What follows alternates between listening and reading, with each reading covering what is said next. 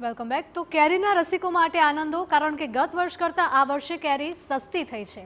કેરીના રસિકો માટે વર્ષ 2025 શુભ સાબિત થયું છે, કારણ કે ગત વર્ષની સરખામણીમાં આ વર્ષે કેરી સસ્તી થઈ છે। ગુજરાતની પ્રખ્યાત તાલાલા ગીરની કેસર કેરીના પાકને માવઠાએ નુકસાન પહોંચાડ્યું છે। કેરી ખરી પડી છે, તેથી ખેડૂતો કેરી જલ્દી વેચવા માટે મજબૂર બન્યા છે। હજુ પણ હવામાન વિભાગની સૌરાષ્ટ્રમાં વાવાઝોડું અને વરસાદની આગાહી છે, ત્યારે માવઠાના ભયથી ખેડૂતો સમય કરતાં વહેલી જ કેરી ઉતારીને બજારમાં માલ ઠાલવતા કેરીના ભાવમાં સામાન્ય વર્ષ કરતાં મંદીનો માહોલ છે। કેરી બહુ ખેડૂત લોકોને નુકસાન છે અને પહેલા તલાલાની કેરી ચાલુ થાય, પછી વલસાડની કેરી ચાલુ થાય। હવે આ વર્ષે બધી ભેગી કેરી ચાલુ થઈ ગઈ છે, તલાલાની, વલસાડની, કેસરની। એના લીધે કેરીના ભાવમાં ઘટાડો આવી ગયો છે। કેરીનો ભાવ 50 રૂપિયાથી લઈને 80 રૂપિયા સુધી છે।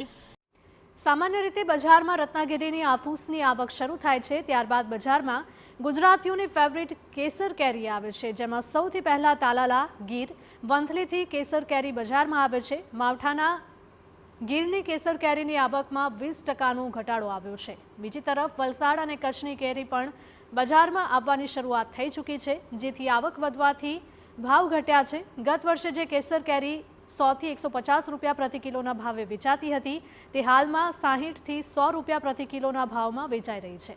જ્યારે આફૂસમાં પણ ગત વર્ષે 125 થી 175 સુધીનો ભાવ હતો, પરંતુ આ વર્ષે 100 થી 125 રૂપિયા પ્રતિ કિલો આફૂસ કેરીનો હોલસેલ ભાવ બોલાઈ રહ્યો છે। ઉનાળો શરૂ થતાની સાથે જ જે કેરી રસિકોમાં એક અનેરો ઉત્સાહ જોવા મળે છે, પરંતુ આ વર્ષે જે મે મહિનામાં કે એપ્રિલ મહિનામાં કમોસમી વરસાદ વરસ્યો, તેને કારણે કેરીના પાકને મોટું નુકસાન થયું છે। હાલમાં આપણી સાથે જે નરોડાના સૌથી મોટા ફ્રૂટ બજારમાં જે પ્રમુખ છે, તેમની સાથે આપણે વાત કરીએ। સર, કેરીના પાકમાં જે કમોસમી વરસાદ આવ્યો તેના લીધે કેટલું નુકસાન થયું અને હાલમાં પરિસ્થિતિ શું છે બજારમાં?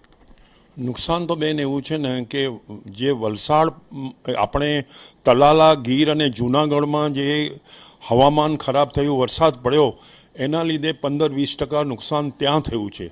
બાકી બીજી ક્યાંય નુકસાન થયું નથી।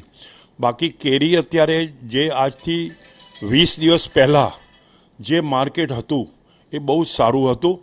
એ કેસર કેરી વેચાતી હતી 100 થી 150 રૂપિયા કિલોના ભાવથી, અને હાપૂસ વેચાતો હતો 100 થી પોણા 200 રૂપિયા કિલો। જેની બજાર આજે સારામાં સારી કેસર વેચાય છે 60 થી 100 રૂપિયા કિલો, અને હાપૂસ વેચાય છે 100 થી 125 રૂપિયા કિલો। એ અમારા હોલસેલ ભાવ છે, રિટેલમાં વધારે હશે। ગુજરાતમાં ખાસ કરીને વાત કરવામાં આવે તો કયા સ્થળ ઉપરથી કેરી સૌથી વધારે આવે છે અને કયા પ્રકારની કેરી આવે છે? ના, ગુજરાતમાં દરેક સાઈડથી કેરી વધારે જ આવે છે, પણ પાકના ઉપર આધાર રહે છે। જ્યારે કુદરતી પાક ધારો કે ઓછો હોય તો કેરી ઓછી આવે, અને પાક વધારે હોય તો અને કેરી વધારે આવે। અમારા માર્કેટમાં ભાવ જે છે ને એ સપ્લાય અને યુઝ ઉપર થાય છે।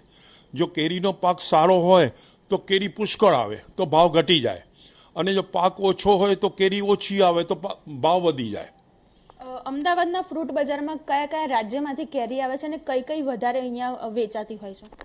અત્યારે તો અમદાવાદમાં રત્નાગીરીની હાપૂસ પાયરી કેરી આવે છે, અને એ પછી આપણે કેસરમાં તલાલા, આપણે જૂનાગઢ, વંથલીથી કેસર આવે છે, પછી આપણે ભુજ અને કચ્છથી કેસર આવે છે, અને વલસાડથી કેસર આવે છે।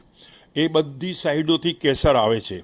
એ સિવાય આંધ્રાથી, તમિલનાડુ, કેરાલા, કર્ણાટકા અને આપણે કેરાલા, ત્યાંથી બી હાપૂસ, પાયરી, બદામ, તોતાપુરી, સુંદરી બધી કેરી આવે છે અને અહીંયા વેચાય છે।